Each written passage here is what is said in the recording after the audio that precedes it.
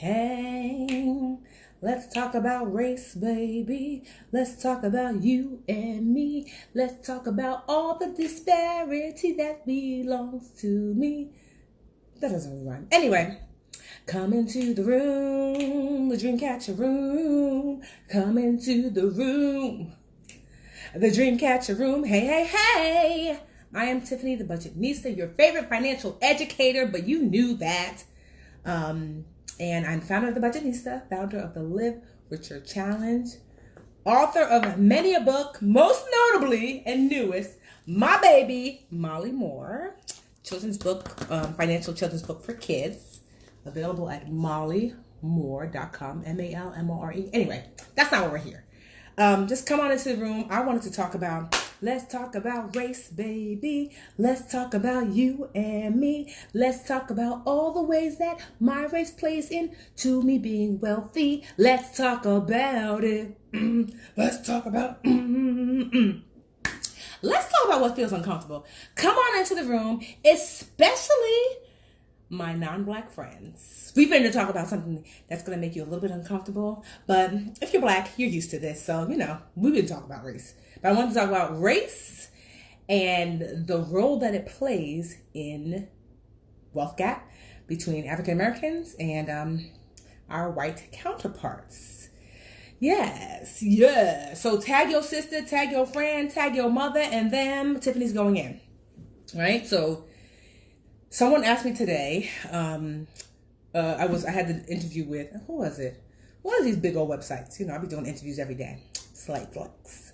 And they asked me that they said that some financial educators that they had interviewed said that they felt like that race should not be talked about when you're talking about financial education, financial literacy. And how did I feel? I said, how did I, black, brown, natural hair Tiffany, feel about separating race from financial education? I feel like, how lucky for you that you can do so. Because I can't. You want to know why? Let me tell you. So, me, y'all already know I'm a baby billionaire. Baby millionaire meaning like my net worth, I think is up to like 1.3 or 1.4, whatever, right? Baby millionaire, just crossed over the millionaire mark. 8-figure a year business owner Tiffany, 7-figure a year business owner Tiffany. Yes, I have both, right? So me, that Tiffany. So the house that I live in, paid for cash, renovated cash. Okay. My husband and I were talking about, hey, with the market, being down, maybe it would be great to pull the money out of this house. We could do something called a refi cash out or cash out refi. Basically refinance the house and pull the cash out, right? And so in order to do so, basically it's like literally like financing or refinancing a house. You have to get an appraisal and all these other things. So ding number one, black tax number one. Okay? One, I said if I had already told myself, because I know the statistic, because what sister reads, that black homes, especially in black neighborhoods, are systematically devalued up to 23% on average. On average. A quarter of the value of your home gone. Because why? This right here. And so I always told myself if I ever got my home appraised, because a friend of mine got his home appraised, it was devalued so much, so he had to fight. He was ready to go to court because he couldn't sell his property as a result. I always told myself if I ever was going to sell this house and I was going to get an appraisal, that I would have my white friend Catherine. Hey, Catherine, if you didn't know, I was going to get you, girl, to come and be Tiffany and take all the black pictures down. Because that's what you got to do. Do you have to do that, white friends? Do you have to think about taking your pictures of your family down because your house is going to be devalued because of the color of your skin? Oh, no? Interesting. It's called privilege. So anyway, but I was doing this during coronavirus. This is getting real. So Catherine couldn't come here because of quarantine. So they came and I was like, oh, darn it. So I already had a realtor came by, because when I tell you this house is built in 1920, but the guts is 2019. I'm talking about new plumbing, new electrical, everything. I mean, brought down to the studs, to the white meat. So some of y'all don't know that. So non-black people, when someone says you cut to the white meat, that means you got down to the nitty gritty. Because for black folks, if we get a cut and it's a deep one, you actually see like in the cut, you see in our black, you see like white. So they used to say back in the day, oh, she got cut to the white meat. A little cultural reference. So anyway, we cut this house down to the white meat.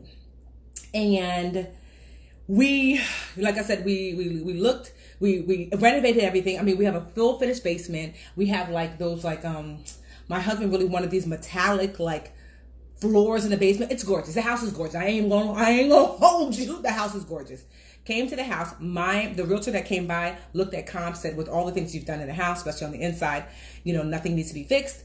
House will be worth at minimum $400,000, maximum maybe $425,000, right? And so I said, okay. So they come to the house and they're like, "Oh, nice house," and I'm like, turn, because they take pictures when they do appraisal. They'll clean the house from top to bottom, turned around all our black pictures, but at the same time, I'm chocolate, my husband is double chocolate. And so we still standing there just black as we want to be, like, hey. Sure enough, appraisal comes back, not $400,000, not $425,000, but $390,000. $390,000. Okay. Wealth gone, right? So when it comes to black folks, there is a tax on almost everything in your life. You are either overcharged or underpaid. Be clear. So another example, talking to my mortgage broker, and I'm talking to him and I'm like, hey, his name is David. David lives in Montclair, has like some $1.2 million house, And so we were going over some of our home expenses. Like I said, tag a friend, because we getting real up in here talk about race and money. First of all, don't tell me, you know what? Just tell the story. I'm actually just gonna block you. You don't need to be here. You know what? We're gonna hide live videos from you. You can't be here no more. Just so we're clear, this is me up in here. You can do whatever you want. Won't be here though.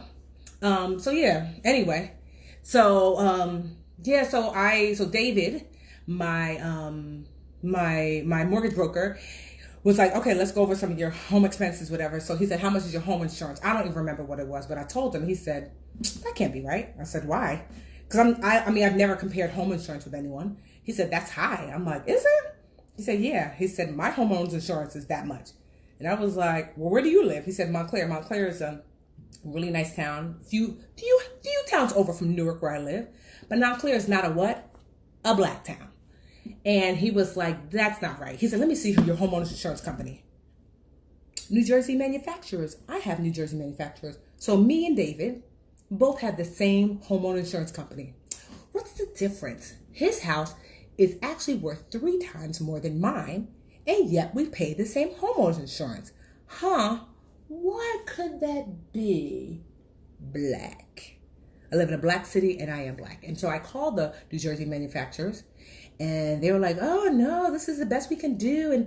And we shopped around and it's like, Newark, if you're familiar with East Coast, whatever, Newark, it's undeniable. It's a black city. It's like Oakland or like Detroit. It just is.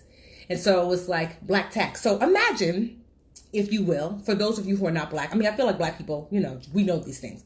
Imagine, if you will, that the statistics are out. A Google search will get you the statistics. That when you work, get paid less than white people. It's known. There's statistics that show this. We're not arguing with somebody else, not me. You make less, even though you do the same job. Sometimes work harder, most times work harder, let's be real. Right? So you're making less. 1.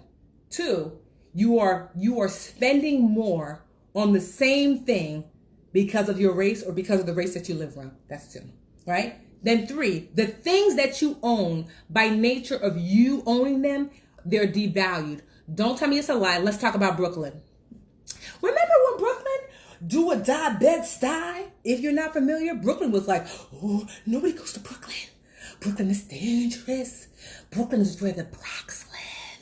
We are not going to live in Brooklyn. Go to Brooklyn now that white people have moved in. Oh, Brooklyn, you can't even afford. Oh, you want to live in Brooklyn? Oh, no. Brooklyn is fancy now. Brooklyn is worthy. Brooklyn is expensive. Oh, you can't afford Brooklyn.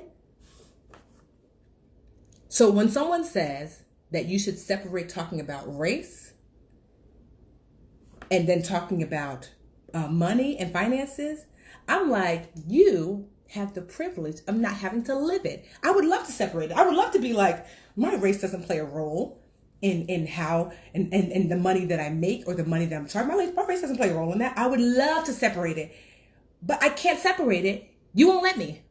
This is life. This is life, and I don't have a choice.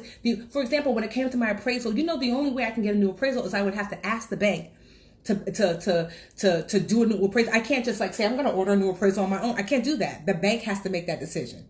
So what do I do? What can I do? Right? And so like, it's just, unfortunately I don't have solutions other than, that if systems were put in place that human beings can be pulled out of that equation, meaning like, because human beings have conscious and unconscious bias, right? So if there was a system in place where maybe instead of an appraiser coming to your house, you literally take some sort of like camera and you like scan your whole home, and then from there they like look at the comps and they use the scan to decide. So it's not a human being knowing a black hand is holding the scanner, so maybe that, but at the same time they would still know that I lived in Newark, which is a black city, so I'm sharing that to share that don't fool yourself into thinking that if you are not black or otherwise, into thinking that some of the position of privilege that you found yourself in is one that you've earned. It is not. If someone is constantly paid less and charged more, there's going to be a wealth gap that is not a result of laziness. People are not refusing to pull themselves up by their bootstraps. You tell yourself that if you want to, but there is baked in bias that I have no control over. Me, who has accomplished every dream that I've set out to. I'm a successful businesswoman many times over. Like I said, I am a baby millionaire. I bought this house. I have done all the things, and yet and still, there's this bias that I cannot out-earn the bias. You don't understand what it is to lose a percentage of what your house is worth to an appraisal that you think is unfair. Because it's not just that. You have to think to yourself, someone just said, hey, Tiffany, here's $100,000. Except for you, your $100,000 is only really worth $75,000. And that happens over and over and over. Multiply that experience times 22 million people. I think that's how many black people are in the United States about. So how much wealth is that erased from this community? How much wealth is that erased from this community? So, yeah, it is, this is when you hear about systemic racism, that's what they mean. Systemic racism is the fact that black children are 3 times more likely to be sent to be disciplined as adults and sent and suspended. I think it's 3.5 times more likely, right? That's systemic racism. Systemic racism is when 67% of doctors say that they do have race bias when it comes to black people. There's an assumption that we are exaggerating symptoms, that whether it's, wanting more medication or it's just not that bad. And you think to yourself, oh, that's not true. Let me tell you something. Have you heard of Serena Williams? Have you? Sister Serena? One of the highest paid athletes. At one point, she was the highest paid athlete in the world. Sister Serena. Okay, let's talk about Sister Serena. So Sister Serena had her little baby, I think the baby's 4 years old. Sister Serena has this baby, says something doesn't feel right. This is why black women are 3 or 4 times more likely to die during or after childbirth, because they are ignored, right? Sister Serena says, had this baby, don't feel right. Something doesn't feel right. Doctor said, you're exaggerating. You know what? You're fine. Go home. No. If you know Serena, Serena ain't one to be messed with. Sister Serena says, I don't feel right. Something doesn't feel right. I want an MRI. No, we don't need to. But Serena was adamant. They did an MRI. Turns out she had something had erupted, something in her. And had she gone home and not exaggerated, she would have died. Serena Williams. So you can literally be an athlete worth 10, 20, 30, 40, 50, $100 million, whatever Serena Williams is worth, and still, because of racial bias, almost die as a result of it. So don't tell me that race doesn't play a role in where we are as a community, as a culture. Of course it does. And if you think it doesn't play a role, how privileged of you. It's nice it doesn't play a role for you, but for us that look like me, it certainly does. And so it was a blood clot, right? It certainly does. And so in no amount of money, because they'll tell you, if you would just, girl, go to school, I have 2 degrees. I'm talking about me. Well, if you would just work hard, I do work hard. I have 5 companies. Well, and one of them is 8 figures. If I would just what? If I would just Serena Williams, if I would just be the number one most decorated athlete in the world and the highest paid athlete in the world, if I were just that, if Serena Williams can't escape systemic racism, can't none of us escape it. Meaning you can't out succeed what racism does. And so it's so important to say, and like I said, I'm not even talking to black folks because you already know. I'm talking to those of you, share this with your white friend. Share this with your friend who is like, no, it's so not true. Like, share this with them. Because I need people to understand that it is real.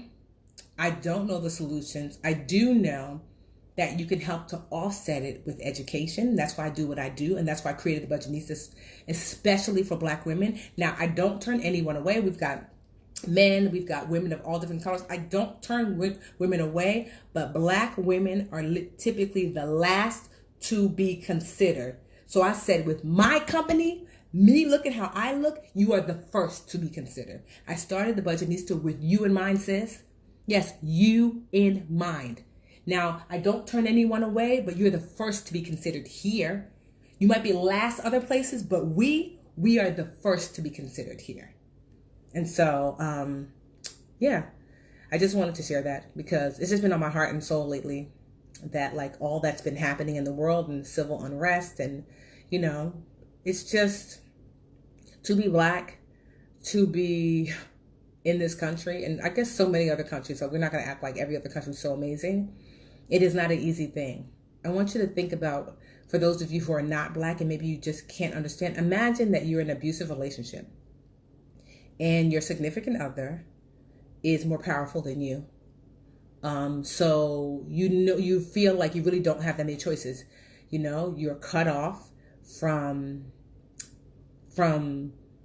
your motherland, and every day you get hit or pinched or kicked, and you learn to take it because you learn to be like, oh, just, you know, it's not that bad.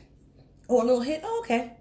And every day there's a little bit of abuse, Some days the abuse is like horrendous and you just like, oh my gosh, you're literally home nursing it. And some days the abuse is just a pinch or hair pull or whatever. And then one day you're getting out of the shower and you walk by the mirror, you don't have any clothes on, and you see bruise. And you cry out in anger, in anguish, in rage, because you're like, what the hell? Look at me. All of this abuse. Look at me. That's what you're seeing with these protests. That's what you're seeing with the African American community happening in America now. We are in an abusive relationship with America, and we have learned to take the punches, the kicks,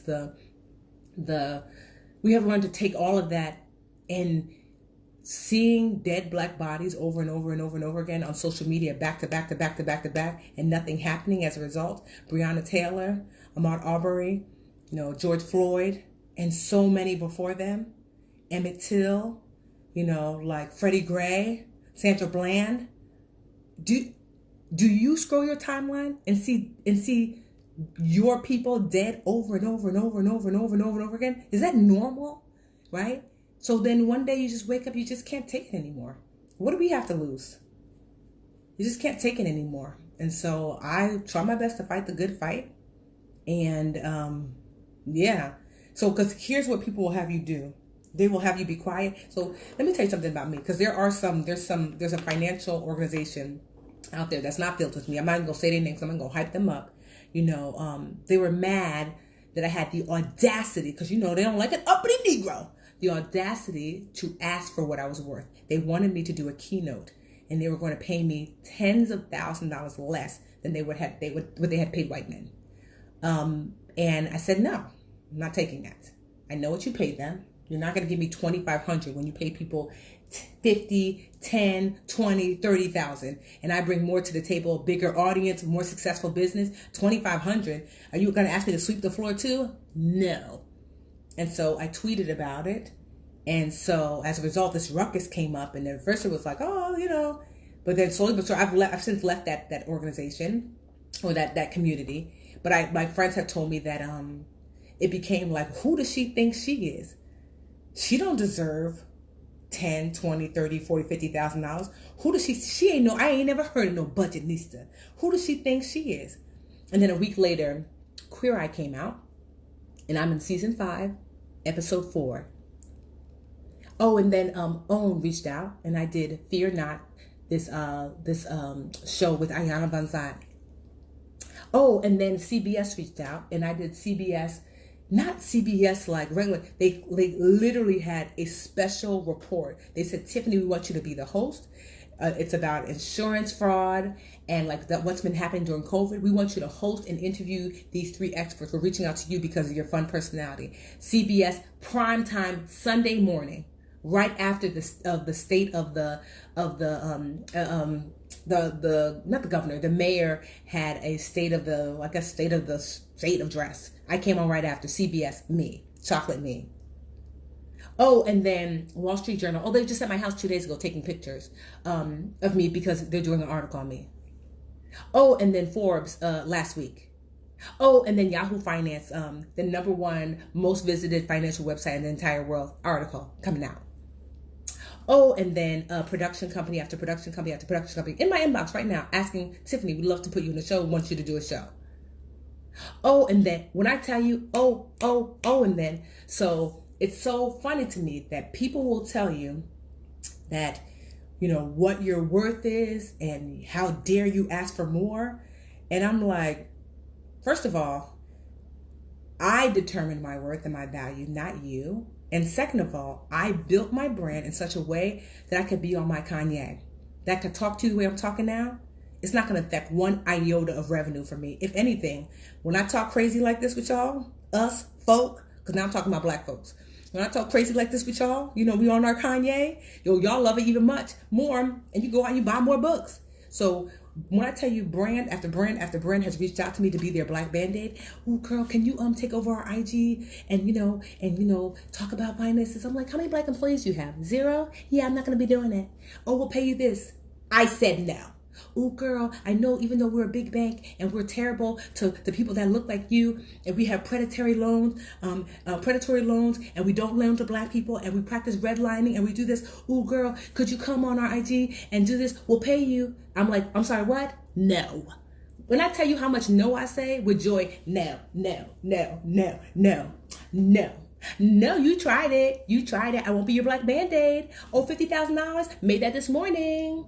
Oh, $100,000, made that this week. Oh, $1 million, made that this month. No, keep it, no. I say no way more than I say yes. They tried it. I built my business in such a way so I can be on my Kanye, so I can be in alignment with what I believe is right to be true, so I can be in alignment with what I deliver to you, that I only deliver to you the things that I truly believe in, that I think is going to be good for us as a culture, as a people, as a community. I refuse. And so they watch these videos. Believe me, I'm sure some of them are in here watching like, oh, Tiffany. And they love it even more because they'll be sweating me tomorrow. The answer is no. If you want me to work with you, show up better. Do better. If you want me to work with you, like treat people better. Create systems and organizations that protect black people versus take advantage of black people. Do better. If you want me to work with you, I work with people for free off GP if they create something that's amazing, that's in alignment with people that look like me. What? I bend over backwards like, you ain't got to worry about, keep your money. Like, this is awesome. Let's work together. No. I say no way more than I say yes. And I suggest that, here's the thing, you vote with your money. You get to decide how people treat you with the money you spend with them. Your dollar does matter. Your $2, your $10, it does matter. Align yourself with your finances should align with your values.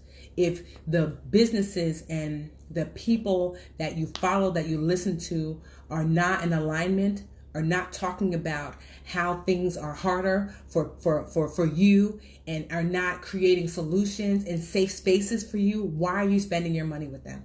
I don't even take that money, let alone spend money. I won't even receive that money, right? They call that fruit from a poisonous tree. That tree is poison. I don't want fruit from that tree. Most of my money comes directly from y'all. I nourish myself from good places, because you truly are what you eat. So if I take that money, now I'm obligated not to speak how I'm speaking now. Can't nobody tell me to be quiet. Who? My boss? Let me ask her.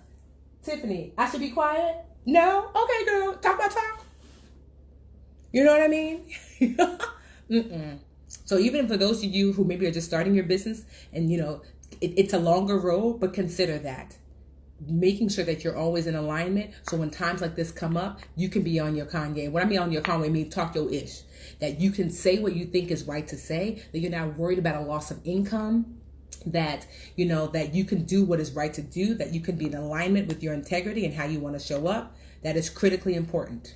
Hey, procurement queen, sidebar, my sister Carol's going to be reaching out to you. She wants you to, Denise helped me to become a small business and small business and minority owned business certified. She will be hitting me up, so she said, you're so silly. I gotta be silly, girl. It's hard out here in these streets. I gotta find my joy. Shoot, they try to take me from it all the time, not up in here, so anyway, that's what I wanted to say. That's what I came out to say. I was like, you know what, I did a big old interview today, and I was like, ooh, my face is slightly beat. So I was like, I look cute. So, and my sister let me borrow her little dress. And so I figured, because usually I be coming out here looking crazy. Y'all know I don't care. I'll come out here with my hair wrapped. But I figured I look cute. So, let me come on and talk to the peoples and just see how y'all are doing. Yeah. All right. She said, praise God, be in alignment and on your Kanye. Yes, we all ought to be. Yeah. I know some people were like, oh, I'm leaving. Leave, girl. Anyway. All right. I am going to save this because, I just be on my stuff. All right. Bye. Bye, y'all. Let me go see what my husband is up to.